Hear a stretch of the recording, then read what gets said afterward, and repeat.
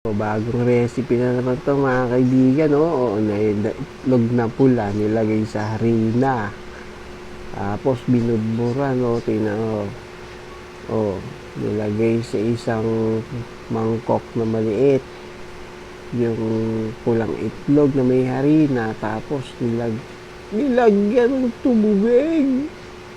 Tapos tinatanggal yung harina. O, nilagay sa isang garapon yung pula ng itlog. Tapos nilagyan ng mantika.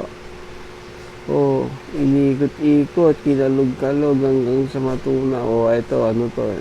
Butter, o. Butter yan. O, tapos natunaw na yung butter. Tunaw na yung butter. Tapos, ano yung gagawin dyan sa butter?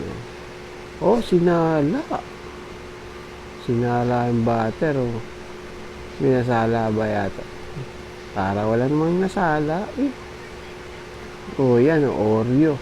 Hinati, o. Tinanggal yung puti. Masarap yung puting yan, eh. Matamis.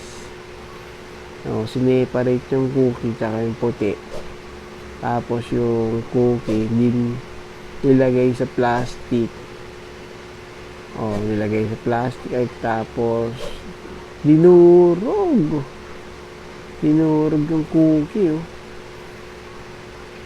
Tapos yun na yung sinalang yung butter.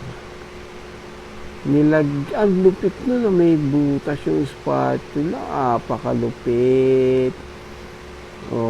Lagyan ng asin ata. Ito. Harina, ayun na yung yung cookie na dinurog, tapos sinalo-halo. Yun, parang naging meatloaf, bang lupit. Yan, garapon,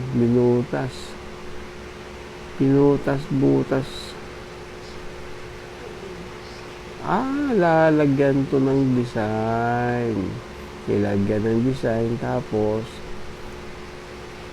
ayan na yung cookie na may itlog. Ayun yung itlog na pula. Pinaghalo-halo. Tapos yan, nilagay sa plastic. Saan kaya ito lalagay? Bang lupit. Yung palang yung binutas, yung palang pang design. Ayan, parang longganisa na, Ano kayong tawag dito sa pagkain na to? Parang longganisa. Pang lupit, pati yung tissue, pinirito, kasama na to, Kasama sa pagpiprito yung tissue, bang lupit talaga, Bang lupit ni ate. Yan, luto na. Luto na tong cookie na may itlog. May sauce pa. Bang lupit talaga.